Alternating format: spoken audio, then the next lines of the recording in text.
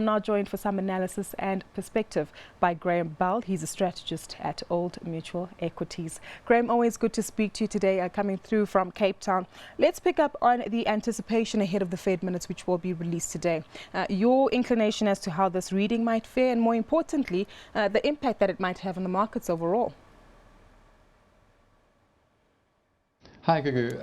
Yes, Fed minutes out today. The Fed has been giving quite mixed information recently, but this is not because US economic data has been particularly weak almost across the board for several months now.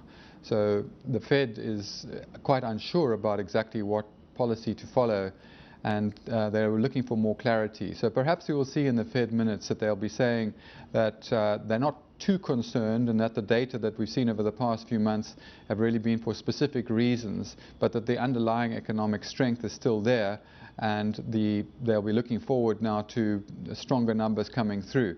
It is interesting, yesterday the housing starts and completions were very, very strong. So recovery from the winter levels, and in fact made new cyclical highs for those two. And that is an early sign that economic activity is probably picking up steam again.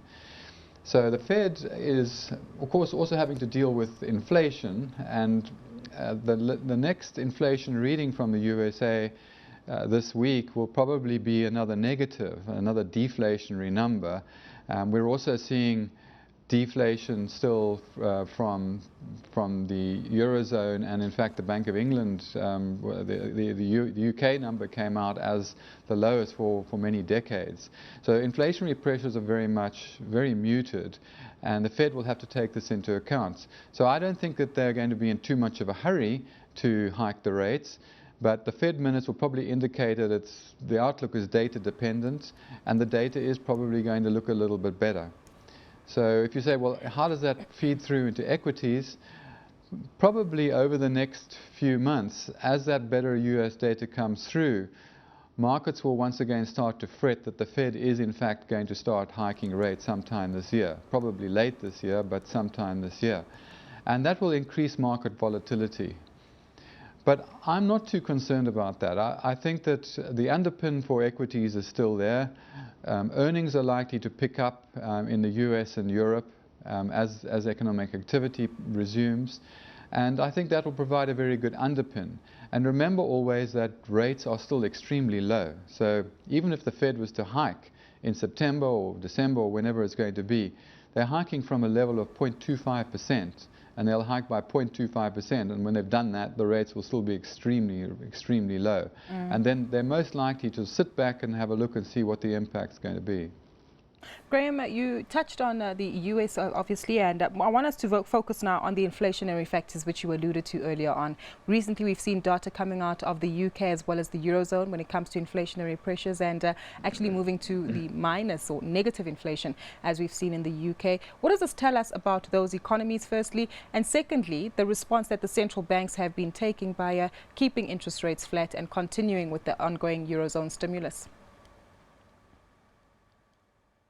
So these much lower inflation rates and even negative inflation have been oil driven in the short term. So we had a dramatic drop in the oil price, and that's still feeding through into the inflation numbers.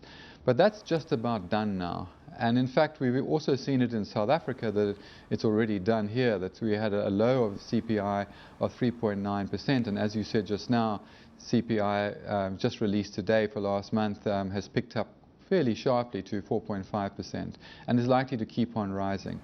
So that becomes an issue for central banks, that these great fears about deflation, particularly in Europe, to a lesser extent in the US and the UK, those fears will start to recede, the worries about deflation, and inflation will come back on the radar screen.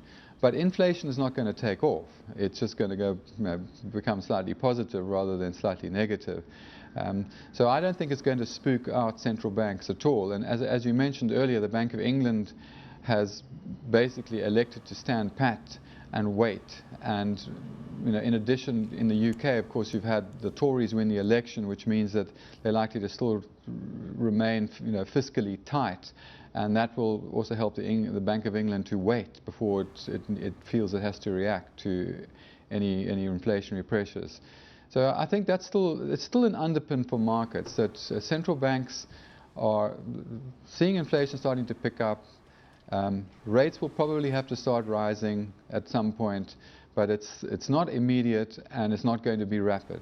And that, I think, is still pretty healthy or pretty good underpin for equities. It's a great underpin for equities, as you say, but what about the volatility that we've also seen on the bond market fronts, where yields have risen quite excessively?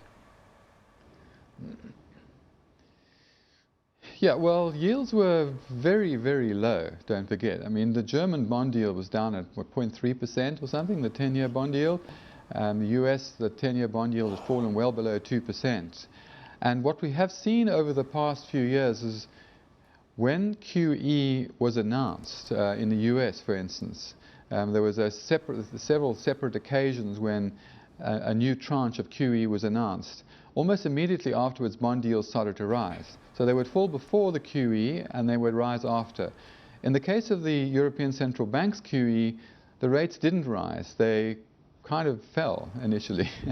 So I think that the increase in bond yields recently has been a consequence of a catch-up, a realization that European economic activity is actually picking up steam, and also the oil price having bottomed out. Brent oil price went, down to $50 or even lower. It's now back above 60. So those two things together cause a pretty sharp reaction from a very low level for bond yields in America and the Eurozone. But I think that that's done now. I think that's a catch-up that's largely done. But looking forward, I do think that volatility will pick up, and that'll probably have an impact on the rand exchange rate because it's a vulnerable currency. So it's not going to be an easy path for investors in the equity market. There'll be ups and downs, but I think that the direction is still up once you kind of look through the volatility. Graham, thank you so much for joining us today and giving us your view on the global market space. That was Graham Bowell. He's a strategist at Old Mutual Equities.